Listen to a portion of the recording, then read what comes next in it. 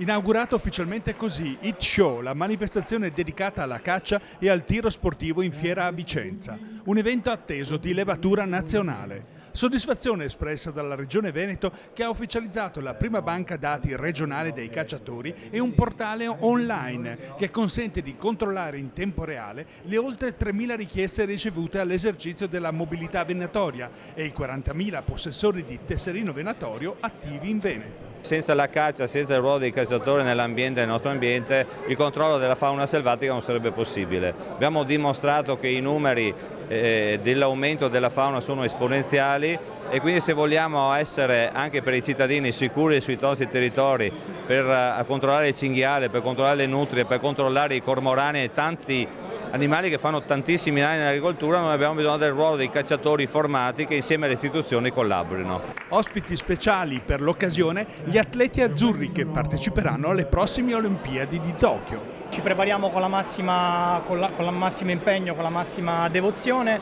e saremo sicuri di essere pronti nel momento in cui ci sarà bisogno di esserlo, ed incrociamo le dita.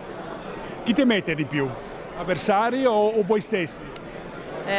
Il principale avversario siamo noi stessi, in pedana siamo isolati, siamo chiusi con le cuffie, quindi siamo noi.